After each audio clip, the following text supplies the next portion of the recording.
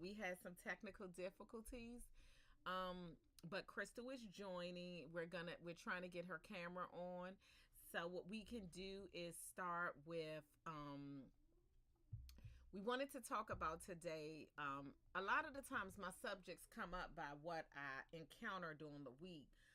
There are some things we've already predestined to talk about, but there are other things that we want to talk about that we feel is very important to the community, and a lot of it again comes in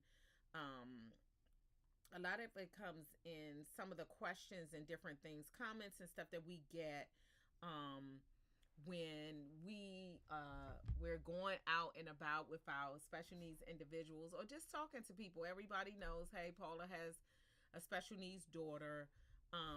And so a lot of the times they're asking me questions. They want to know, hey, am I on point with something? Am I way off? Um, and so, I wanted to talk about this week the variations and the misconceptions as it pertains to special needs individuals. Um, I find that a lot of people have different understandings of what autism looks like. Some people have already made up their mind what autism should look like.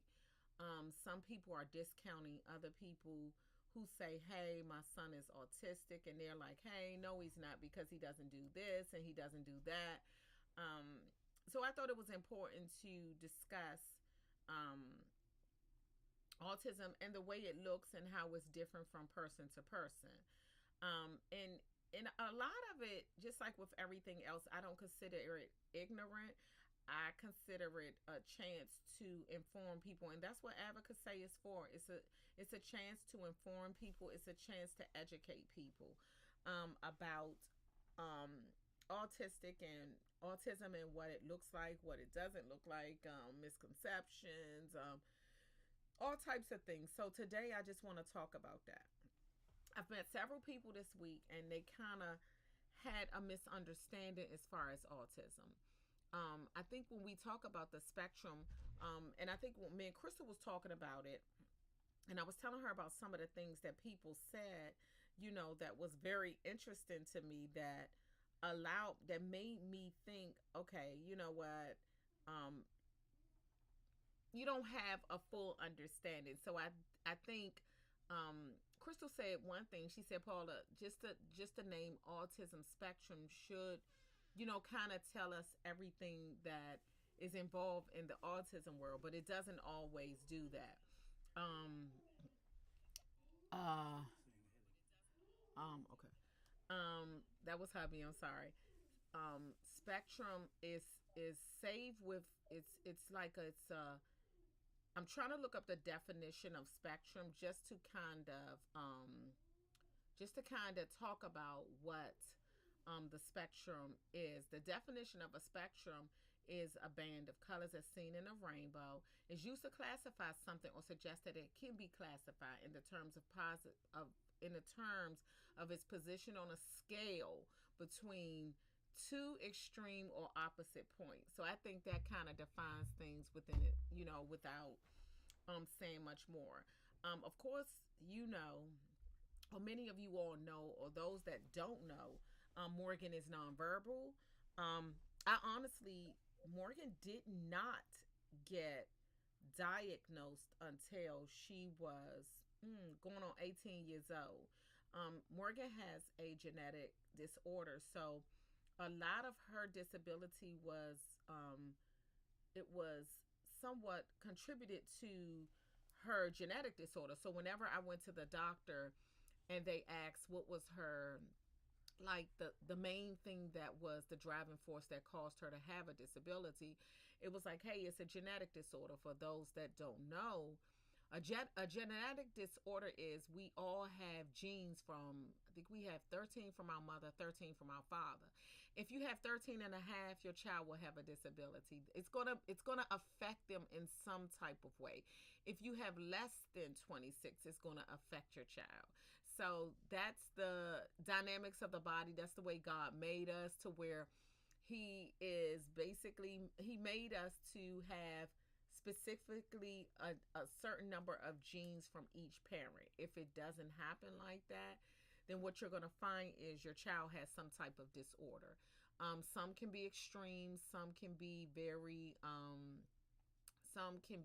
minor, but it's going to be some type of disorder. It doesn't always have to end up in autism, but there are some people that have genetic disorders that, as time goes on, they're autistic. And I know with Morgan, I will say that she was not easy to diagnose because she's nonverbal.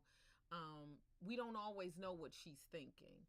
And so, when you go for different tests, the first thing they do is they ask you to maybe read a chart, like your eye exam. They ask you to read a chart.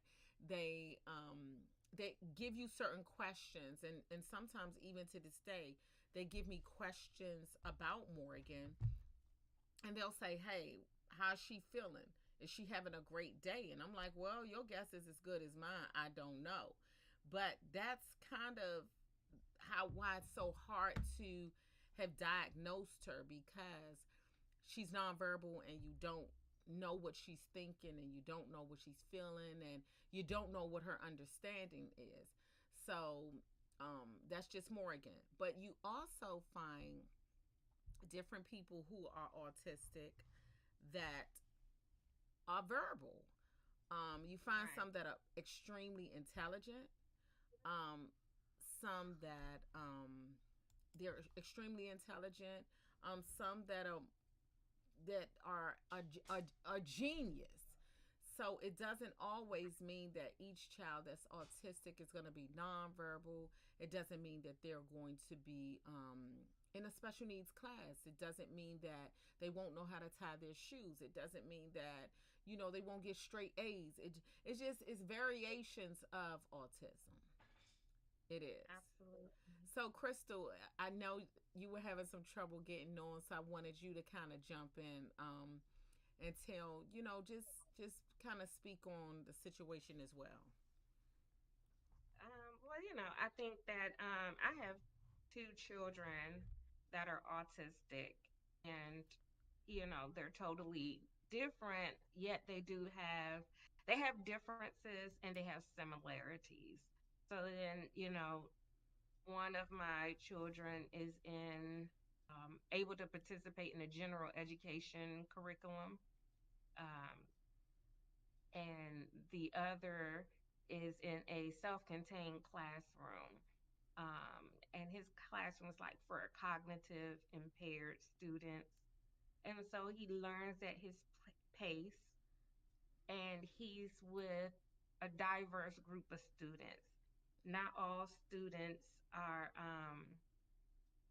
not all students are on the spectrum.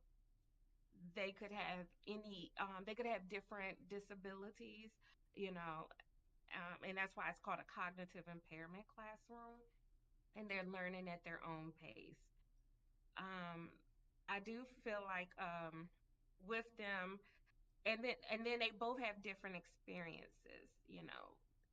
My student that's in a general education may have different challenges with social settings with his peers, but he's able to thrive academically. Mm. Um, and then there are accommodations that is made for there are accommodations that are made to help him along the way academically if he should need any extra supports in areas. And then for my kid that's in a self-contained classroom, he is what we make sure that he's in the least restrictive environment, meaning that for him, he's able to participate and be a part of the general education curriculum, be with his peers. And he's in middle school. Roman is in middle school now. And last year, when he was in fifth grade, one of the classes that he really enjoyed is called Project Lead the Way, and it's more of like a hands-on class, engineering type of classroom where they're like building and working together with projects. And um, he did really well. He worked well with the group. His group of students were so accepting of him. And I just saw him thrive. And then we saw his behavior take a turn because one of his group mates was moving and he was close to him. And it's hard for him to, and then, fifth grade was challenging because he was saying, I can't make friends. It's hard to make friends. And then he had a friend, and then his friend moved away. So, while those are challenges you may find with a neurotypical kid as well, it just seemed to be a little bit more illuminated because, Mm. that sometimes can be a challenge for people that are autistic, just being able to interact socially, have a friend. And so those are some of the things that, I see in my own home, and then I have worked or volunteered and been in the company of many, many other students that are autistic, participate in sports, uh, Special Olympics, as well as sports in school being included in. So yeah, those are my experiences with it. It's definitely not a one size fit all because I see similarities with my kids. Um, they like to play by them. They both like Legos. They Mm. like to build together but separately. Like they can be sitting down on the floor together, but they're building separately. They don't kind of collaborate together. And they kind of did that since they were younger, kind of like a parallel play. Mm-hmm. And they like the same foods. They but now that they're getting older, we're starting to see more differences, and that's beautiful. That should be. And so those are just some of the things that come to my mind, Paula. Just especially when my experiences in my household Mm-hmm. and in education as well. But it's funny because I met someone this week, and I find that everywhere I go, I I'm find my unable to hear you. I know you're talking. you can't. Oh, I had it on mute. I try to mute it because of the background noises, as you know. I'm sure y'all can hear Morgan behind. But I find that everywhere I go, I find myself educating people on the autism. It's like everywhere I go, and it's amazing because as much as autism is talked about, and it seems like everywhere I go, I encounter like an autistic person or autistic individuals. We still have a lot of misconceptions as it relates to autism. Um, One person that I talked to this week, and she was just as passionate. She said that one of her nephew, I think, um, is they said he was autistic, but she said no, he's not. She fought against it, like no, he is not. She said because if he was autistic, he wouldn't be able to stare at you in your face. He would have to keep looking away. He couldn't focus. And I said that's not true. I said, and she said, I didn't know that. I said, no. I said, Morgan loves to come. Morgan is very affectionate. Morgan loves to look at you right in your face. Those are certain things that doesn't plague her. Morgan is not driven by a routine. There are some kids that are driven by a routine. Morgan is not driven by a routine. If you take her out of a routine, she doesn't like flip out. I've heard some people that their kids are routine driven. If at any given time you're taking them out of their routine, it's like it's just disrupts the whole day. You're it's like it's a war. You're ready for war. That's not Morgan. So I had to educate her. And one thing she did say, she said it's funny because now it explains why when we go places there are loud noises and it affects him. He doesn't like loud noises. She said he talks like a robot, and he calls her a certain name that's not her name, but that's what he kind of views her as. And she said it's amazing because I didn't even think about things like that. I said, well, it's nothing wrong with that. A lot of people don't. I said, but I think even for me, I never thought Morgan was autistic because for me, I thought, okay, she likes to look at me right in my eyes. She likes to get close to me. She likes to kiss me. She likes to cuddle with me. She loves hugs. All of that. And for years, I heard the same thing. So I just say that to say it gave me a chance to educate her, and I was happy about that because she was ready to receive it. And then from that, she just started telling me different things about him that did appear to be somewhat strange. And she was like, wow, I never even thought of those things. She said, but now that you're saying it, some of those things are somewhat different from a neurotypical person. And I was like, yes. So I always take opportunities like that, just like in everything in life. You take an opportunity like that to educate someone and help them to understand it, because if you tell this person and that person tells somebody and then this person tells somebody, then we won't walk around with a lot of myths that don't particularly pan out to be factual. Absolutely. Well, I Hmm. remember like reading some literature that was talking about like I don't want to say like symptoms, signs, like Hmm. signs your kid may be autistic. And it was that like not looking in the eye. And at the time, Daniel did not look us in the eye. He would always look away. And I would just like hold his chin and look at him in his face. And I would just like direct him to look at me. And he would look at me and look away. So Daniel was really one that didn't show a lot of eye contact. And then it did say that they I guess it might have said they may not be affectionate, but when you read other people's stories or you hear of other stories, I heard a few that they are not affectionate. They usually don't want to be touched.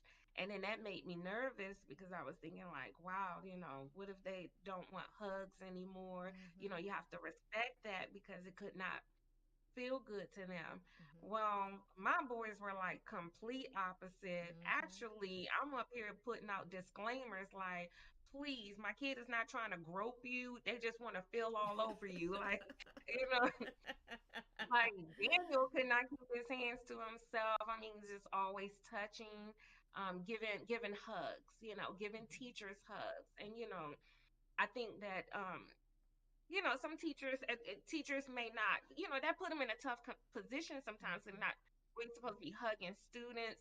And a teacher told me recently, like, I'm like, Daniel, just let's stand to the side. We can't let everyone see us hug. Because what I love is that they were part of his support staff and they knew sometimes that's what he needed, and it Hmm. could be part of regulation. It Hmm. could just be anything. It could ease anxiety. And as a parent, I appreciate that when a support staff is knowledgeable of this information and they still follow through and they always share that with me. And then, Daniel is a hugger. He is going to hug his teacher. And then Roman always would like squeeze his teachers and his TAs, squeeze their he would squeeze their arms and touch their arms, and your arm is like soft, your upper arm, and it could be a little squishy on some people, and he is just like, this feels good. This is like better than sensory toys. This is better than poppets, those little things. And he'll do that. And to other people though, that's uncomfortable. Hmm. It's like, oh no, honey, like, yeah, I got flappy arms. I don't want you to point that out. And so I've been really talking to them about a good touch, a bad touch, and what is uncomfortable. Like not all good touches are comfortable to people. It can make them feel uncomfortable, and we want to respect that. So, those were some of the things that I remember reading, Paul, and I was thinking of the same thing, like, what is this or that? And then sometimes, you do have to take it with a grain of salt. You take it into consideration, but you got to keep moving forward with what you hear, Mm-hmm. and because that may not be the case with your child. Yes. And I feel like each child is an individual, and I feel like they can reach their potential with the amount of support that is put into them. And the major support comes from the parent or the guardian or the caregiver, and that support is a good foundation that kid can, the advocacy for the kid can really, because they're not going to always be kids, they're going to be young adults and adults. And that's what that support is needed so they can overcome many of these like obstacles and myths that are out there. Mm-hmm. I totally agree. And one thing that stood out to me, Crystal, because I've been around, of course, when Roman would just come up or Daniel would just squeeze your arm. And it's amazing because I think one thing that our family has, promoted, and I love that because all of we've had the disabilities in our family from when they were young, starting with Jai, starting with Jai. Yeah, And she came at a time, and I tell people she came at a time when she was born with Jeremy and Devin. And how Jeremy and Devin, I mean, I remember they were so protective of her. I mean, it's just amazing because I look back at the pictures and it was just like a norm for her to be, around. It was just not anything that we had to get used to. And then comes Morgan. I think she was second, and then comes, Daniel and Roman. So I think when it comes to our family, I think around everybody they're just normal, and in our eyes they're normal. So I think, where there's a lot of misconceptions as it relates to other people with our family, it's not because we're so used to having them around, and then all of them are totally different.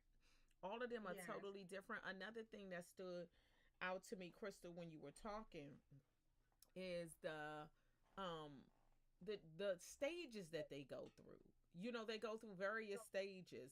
Um, Morgan, for those that don't know, she's in a headbanging stage. So, even we go to church or we go different places, me and hubby take a headgear. We just ordered her another headgear that protects her head. These kids, some of them go through stages, and it's called self injury, but some of the stuff for them is not self injury. It's they don't understand that they're injuring themselves. They're just trying to, um, just kind of, what is it? I guess just comfort themselves. It's comforting, whereas yes, we know it's harmful. So I know stages that Morgan went through. Um, this was a wonderful stage that she went through when she was first born. As she was coming up, she wasn't always, not like now she's not sociable at all. Um, she's not sociable at all. But, when she was younger, she was extremely sociable. She would smile, she would laugh, she would take pictures, in our family photos, she would crack up laughing, all of that type of stuff. Totally different today.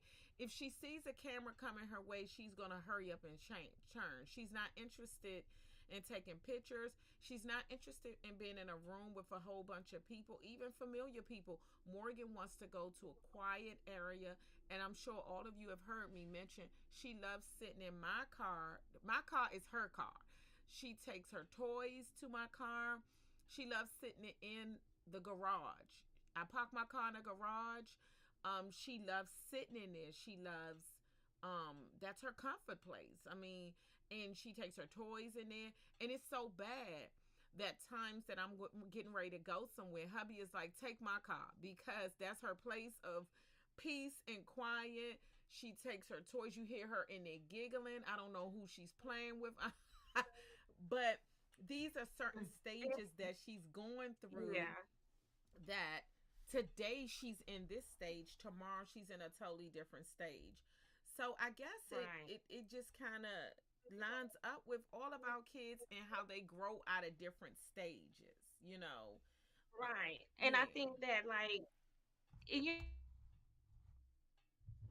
like when we're talking about the misconceptions, don't forget like even though they're in like different stages and stuff, don't forget like I remember like people were saying that people with autism don't feel empathy. Mm. And I kind of thought like because it was hard for Roman to really identify emotions at first. And sometimes but I think that it's important to know that that's not true, and that I think it might be challenging, they may struggle with it, but that's not true for everyone. It's like sometimes we say it's like for everyone, and I think with my child, this is something I've had a front seat to, where I feel like he's very sensitive Mm. to how you may be, especially if he's been around you a long time and know that I can see, and he could be like, Mom, I'm sorry that you're sad, Mm. you know. And that to me, just him just like putting himself in like, I don't want you to be sad. Mhm. I think that that's not that's definitely like a misconception as well. I mean, it's so many out there, Paula, Mhm. that we may say that, like we already started off saying like they think they're all alike. Mhm. And then I Mhm. think me and you were talking earlier, and you were like, sometimes they think like you know either your impairment affects you cognitively severely, or you could be seen as a genius, Yeah. you know. Yeah. And it's like, it could be you just don't know. And then one that I really have an issue with, Paul, is when people feel like they all look alike. Like you can tell. I Mhm. can tell, because it Mhm.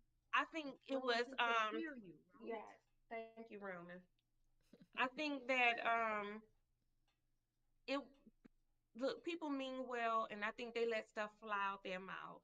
But Mhm. you really have to be careful. So when someone makes a statement like, "Well, they don't look autistic," Yeah. Yeah. I was like, What does that what's look like? what does that look like? Mhm. Or they don't look autistic. Mhm. What is that supposed to look like? You Yeah. know, and I would share a story like, it's not that I think it's a look, but you never know who. So I was in my daughter wanted to buy a gift. My oldest daughter wanted to buy a gift for her sister for graduation for Faith. And Jael showed me she wanted to get her a charm.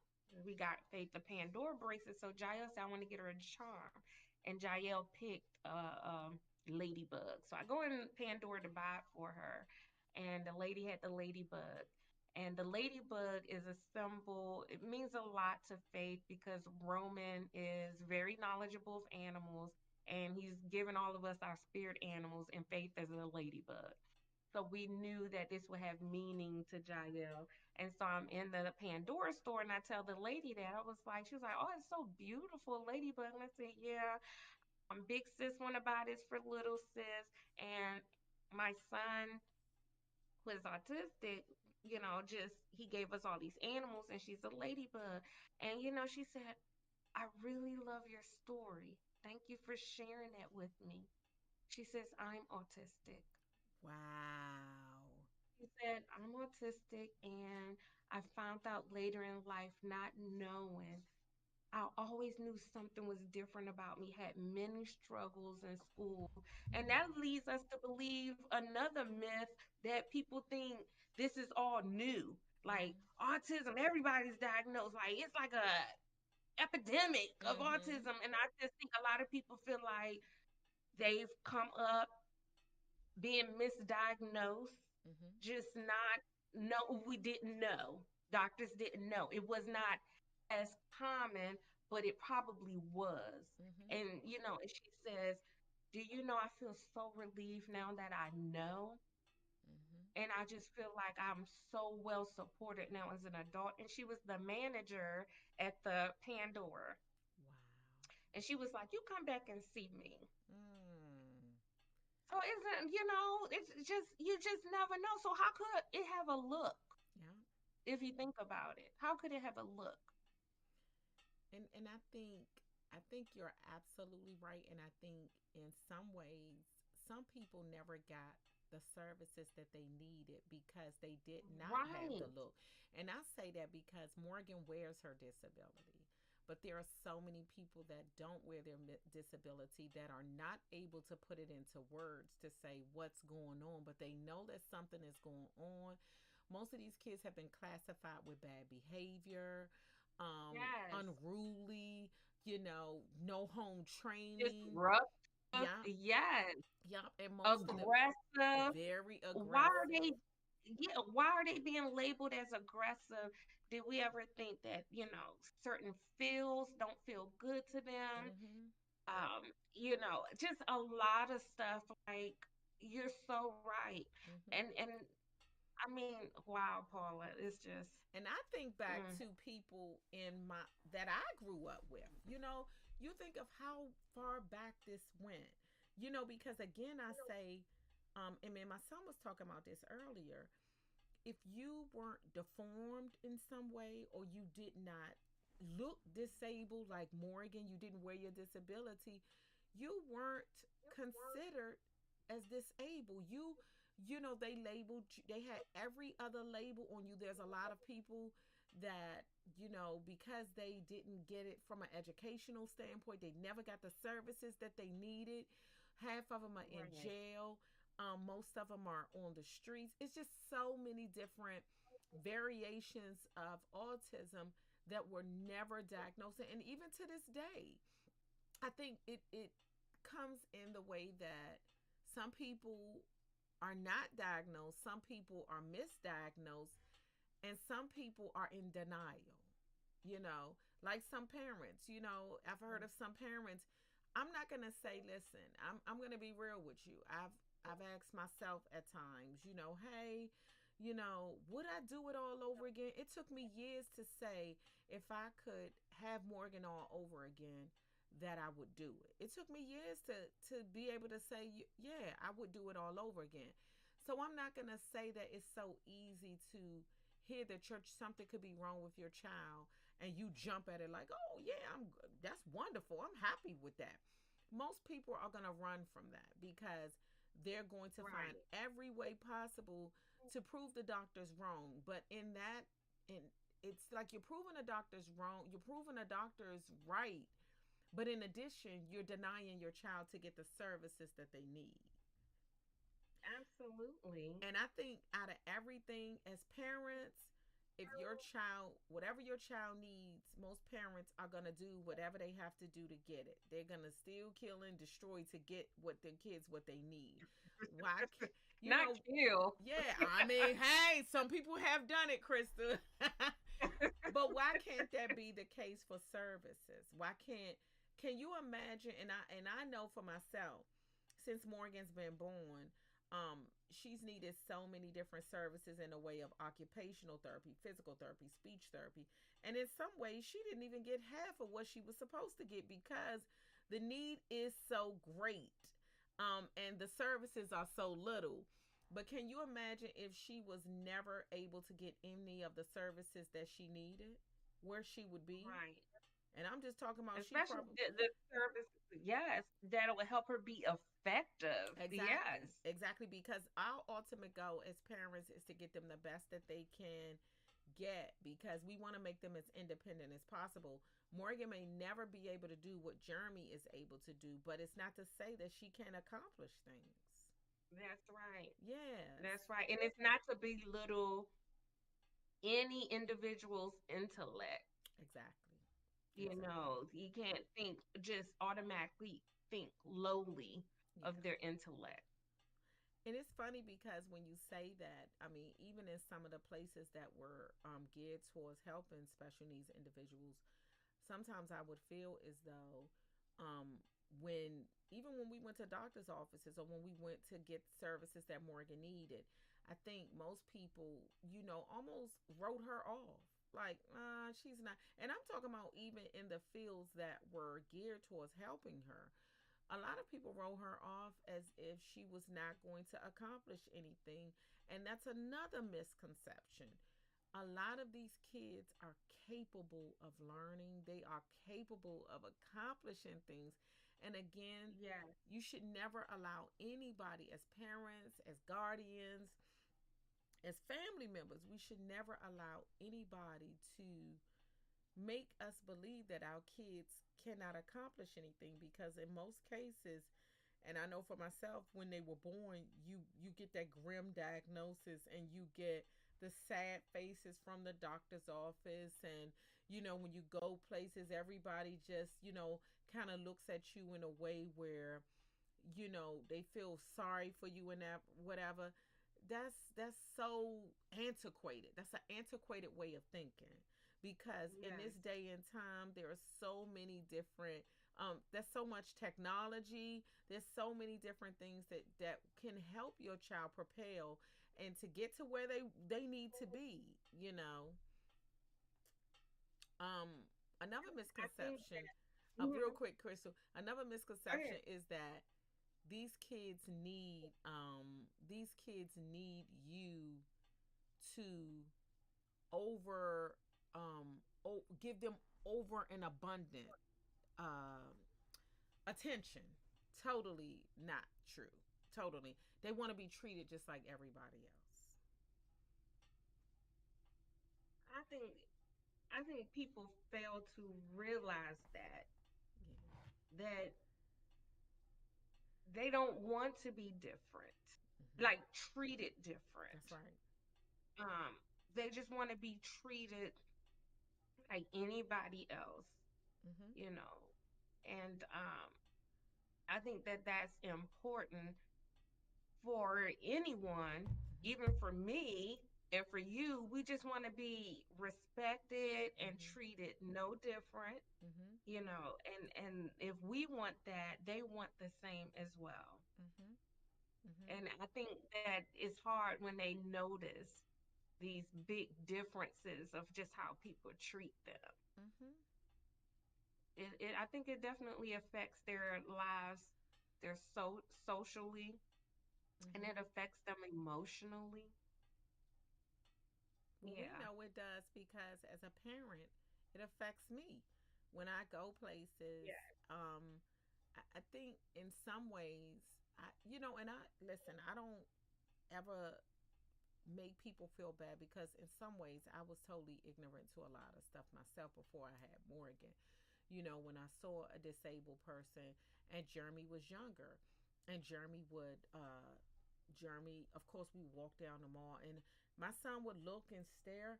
And the first thing I told him is, don't stare.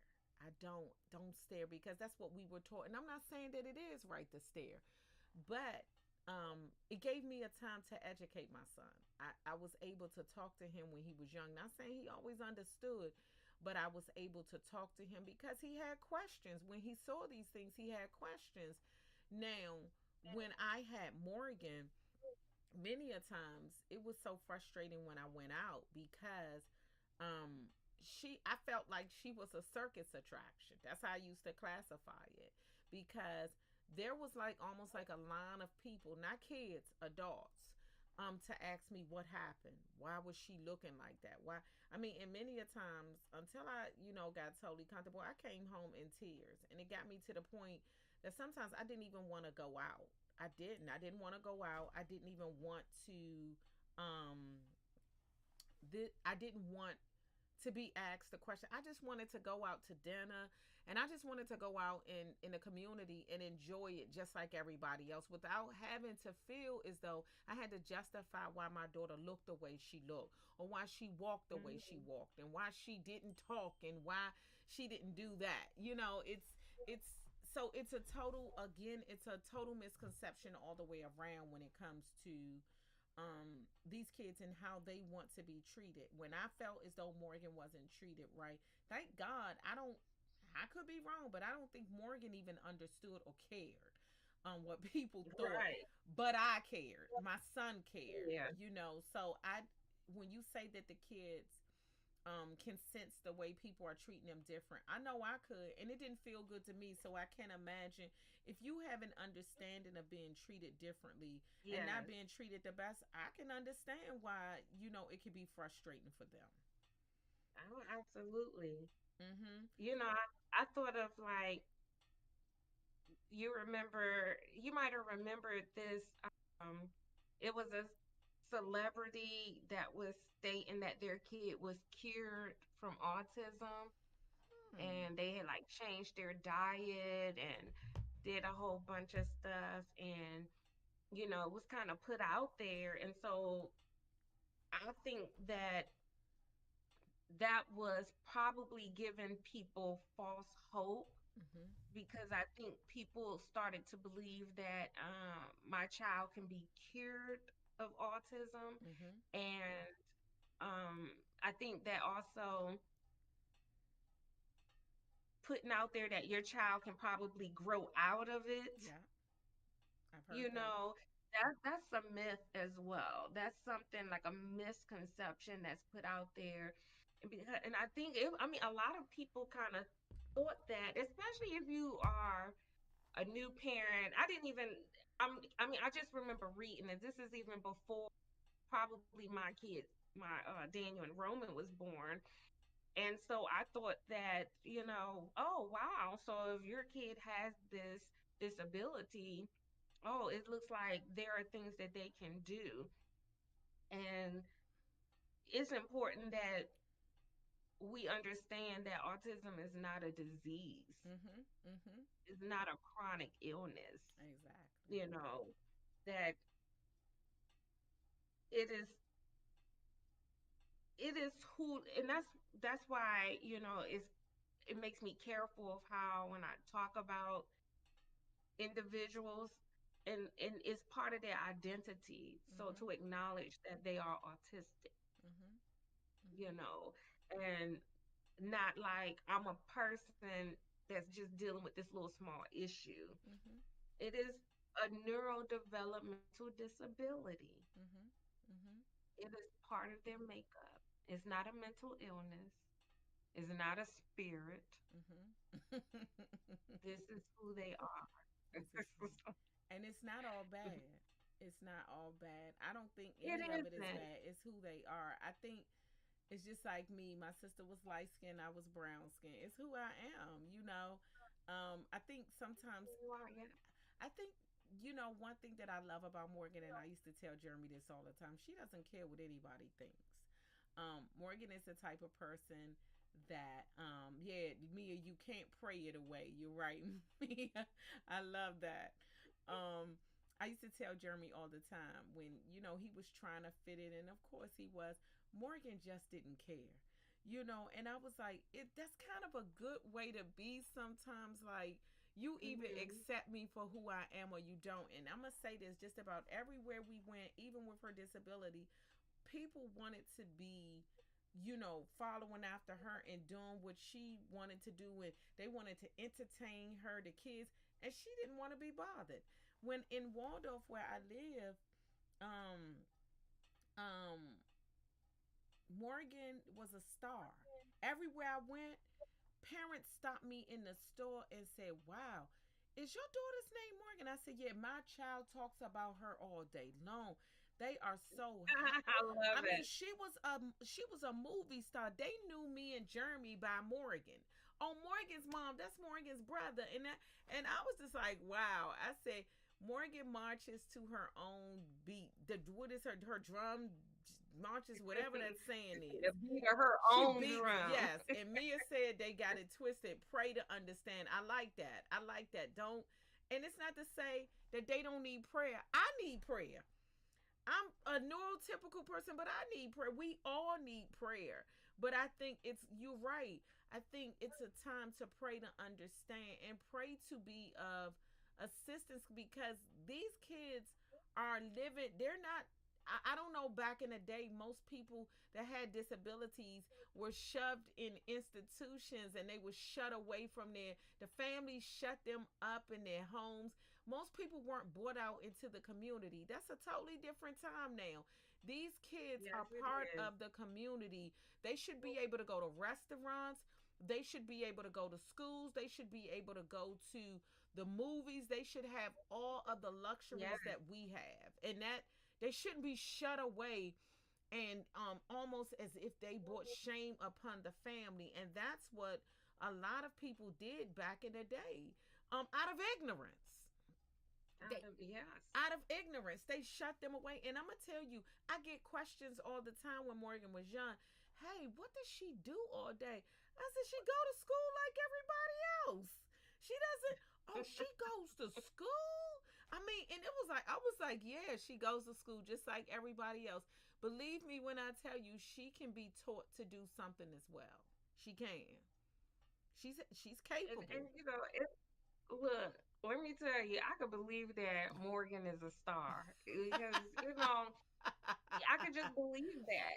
And Yeah. it's just something like I got so tickled because yesterday Faith is like, Mom, they had this campus fair and I went to like the Michigan Club and I saw a guy and I was like, hey, you gotta be from like Ann Arbor because I saw you get into my middle school. And he was like, yeah, yeah, I graduated.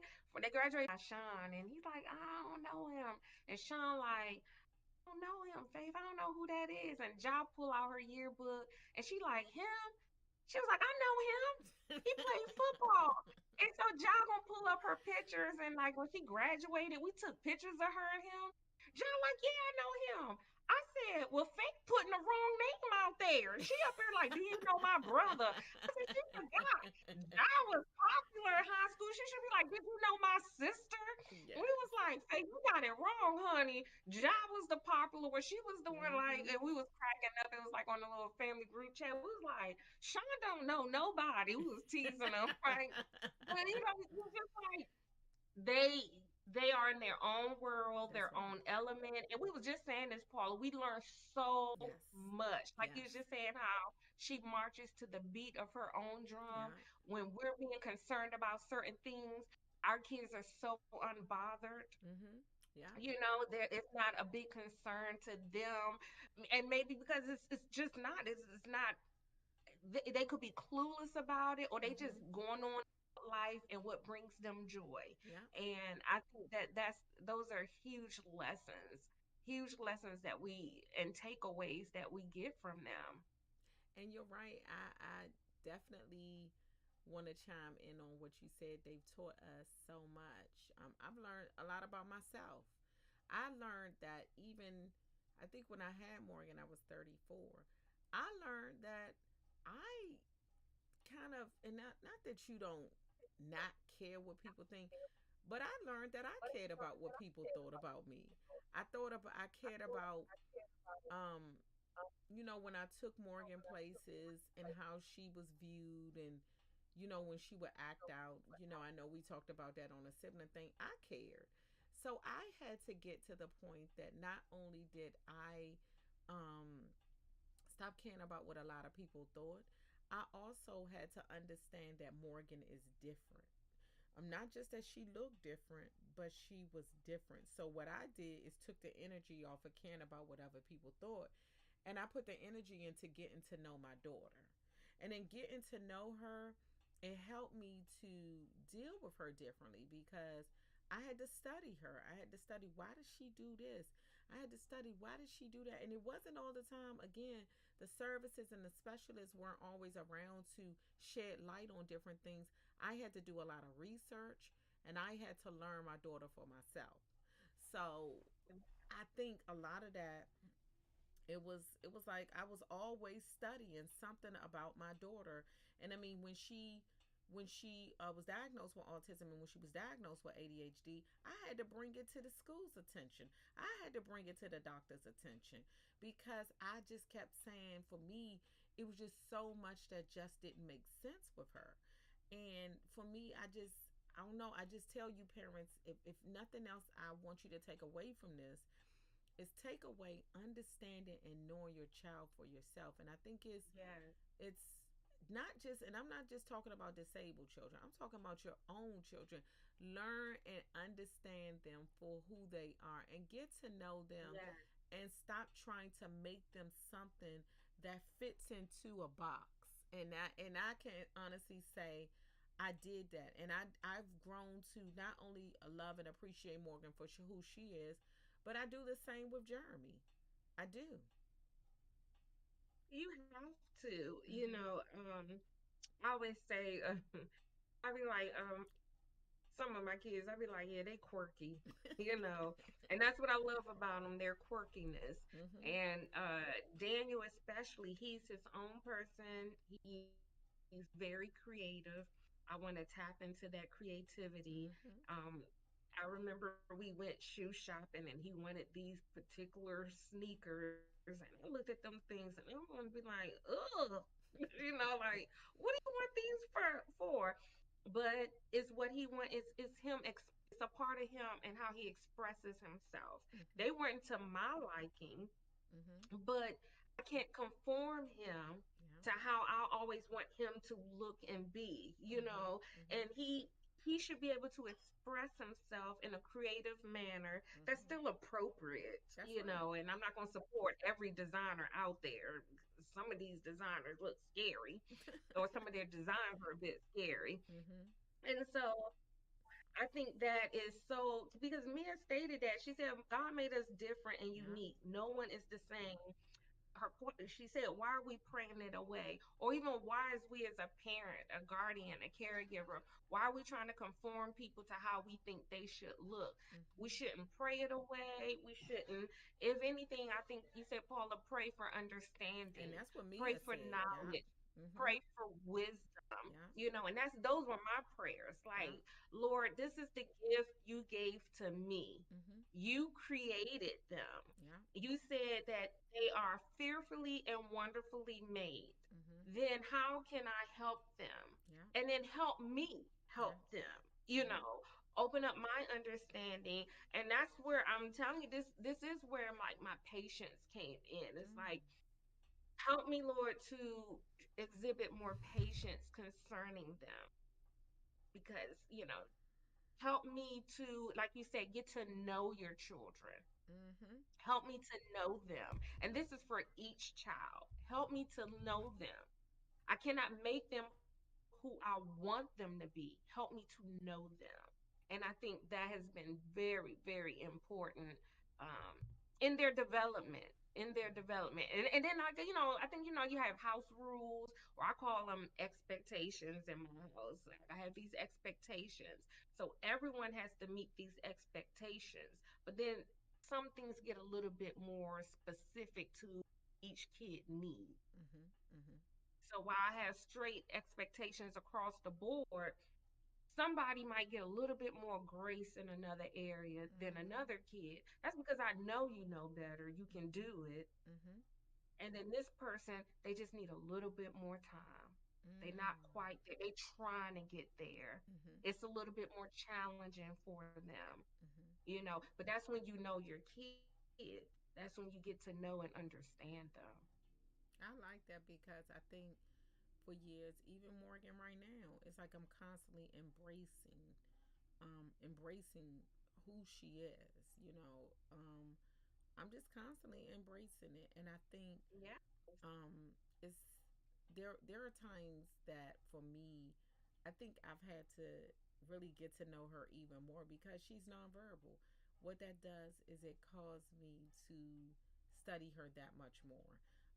And one time I did a massage, and I hate when I do a massage and somebody talk me to death. Lord, I hate that. But this guy said something one time, and he had me doing a massage. I mean, he was massaging me. And let me just let this be known: I did not want a man. I hate men massaging me, but he was pretty good. Um, but this guy, we would just happen to talk, and one thing led to another. We were just talking about different things, and he said something about my children, and I said, "Well, I have a disabled daughter," and he was like, "Oh, okay," and I said, "Yeah, she's nonverbal," and she said something. He said, "You know." Talking is overrated. I said, "Ooh, never thought about it like that." But when he finally stopped talking, I laid there and I meditated on that. And I always I think about how the Lord bridles our tongue with, the Holy Ghost, and how I guess he's right. Talking can be overrated because talking can get you in trouble. Yeah, Talk, yeah. I was say like, wow. too much. You say too much, you say too little. It's just sometimes you be like, Say the wrong wow. thing. You say the wrong thing. How many of us have been hemmed up because we done said the wrong thing? But when he said that, I was like, wow. I never thought about that. I didn't. I never thought about that. But one thing that it made me look at her so much differently, because I was like, even though she doesn't verbalize things, she has a lot to say, and she makes sure she says it, and she makes sure And you're gonna I understand believe her. that you're gonna understand her. And I like that you said that, like, talking is overrated. You remember, I know I said this before when we talked about, like, I do a lot of nonverbal cues, and I observe because Jael is the first one helped me to observe her, because her speech is unintelligible, meaning that she could be talking to us and saying a full sentence, but we don't always make clear what she's saying. Mm-hmm. And Mm-hmm. so I think that I did have to observe her body language. When she get off the bus when she was younger, it would let me know what kind of day she had.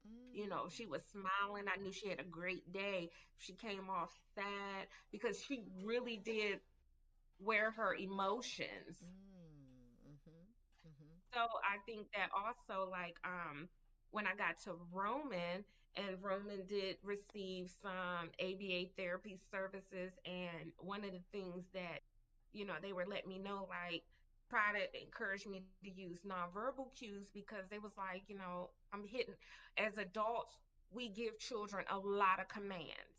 We just do it unknowingly, like, sit, come here, stand up, put that in the Mm-hmm. trash. And I Mm-hmm. was thinking, like, well, we commanding them all day. We Yep. just giving orders, like, come here, go upstairs, go downstairs, do your homework. Like, that's, Mm-hmm. and it's just, and they was like, I think that was like they did a study, and you'd be surprised that we probably give them like over 500 commands in I a can see day. that. And I was just like, do we really? And then Yep. I started thinking about that. And so they were like, let's do some nonverbal cues like gestures. And to me, that was a game changer, because honestly, and I used to say, I wish I knew this, some years ago, but it also hit me where the kids were, my older kids were teenagers. Mm-hmm. And so it was like, and I think a lot of moms give that eye look, that look that Yeah. Everybody your knows the kid just, I. they Yep. just know what to do. Well, it's just like that. It's like, okay, I was already looking at you. You got to moving, but with the younger kids, they might didn't know where. So it was like me pointing in a direction, or me, giving the command and then moving them forward. Like, I need you to put that in the trash. And they Mm-hmm. didn't do it. So I go to them and point to what I need them to pick up, and then direct them to the trash. Mm-hmm. It's like, I was like, I'm saving my breath. That's what I'm doing. I ain't gonna keep on talking all day. How parents be like, Yep. I ain't gonna repeat myself. I was literally not repeating myself. We just gonna be directing, and then, when they talking, I know you guys can't see me, but one of the things, especially when my kids like got something to say back, I'd be like, put that up. And they like, well, it's not mine. I'm looking at them like, I didn't ask, who is it? That's what my look is saying. But, but if they keep talking, I would just like do a zipper across my lip. Isn't that And then if amazing? they keep, yes, and if you keep talking, like sometimes, you keep talking, and then I would lock it, I'll turn it like a key, and that meant zip it, lock it. I don't want to hear no more. That's it. I mean, if you keep talking, you're gonna find out something different. And they didn't want to find out nothing different. So, you know, so talking is overrated. Yeah, I ain't never think when he said it, I was like, wow. Another misconception that I just thought about is they don't understand. Like some people look at Morgan like she doesn't understand. I'm like, yeah, she's gonna get over on you. Morgan has a vast understanding. Now, I what believe she, it. now what she does not do is what she doesn't want to do. Now, you Hmm. could tell her to do it today and she'll do it tomorrow. She ain't doing it. That's because she don't want to do it. She ain't no different from anybody else. She's gonna pick and choose what she wants to do when she wants to do it. But just because she does not do it does not mean she doesn't understand. So that's another misconception. Oh, they Absolutely. don't understand. When I used to get Morgan, oh, don't do that. She doesn't understand. I said she does. She does. And you know how when your mother used to chastise you when you were back in the day, and people are like, "Oh, don't do that," and your mother give them the look like, "Mind your business." Yep. Mm. That's how I can do sometimes too. I'm like, I know her better than you do. I do. I know her better Yes. than you do. Please do not. Don't do that. She hasn't. Don't make her believe that she's going to get away with something because she just doesn't want to do it. She has a vast understanding, and I'm going to hold her accountable. Yes. Yeah. So I definitely it is it's been an hour. So we did get on a little late. Yeah. I'm sorry about that. But we're definitely trying to perfect our look. We're definitely trying to make sure that we have everything intact. And because listen, these this new age computer stuff is no joke. Crystal can attest to it, and I can. Uh, we're trying to perfect our computer skills because they're a lot far. The computer systems are a lot more progressive than they were than when we were coming up. So please accept our apology for getting on late, but we will be back on next Thursday. We thank you guys for tuning in. And again, we're sorry for being late, but we hope that you did get something out of the podcast. We hope that you pass this message on to other people. And again, if there's something that you guys would like to hear us talk about, send us a message. Let us know we're open to it. Okay? Yes. Crystal, thanks for joining us. Jill had to step Of away course. this evening, so we miss you, Jill. Just want to let you know that we miss you, and we look forward to her being with us next Thursday. Okay. Well, Have a good everybody, night. enjoy your evening, and I pray everybody has a safe holiday. Okay. Yes. Good night.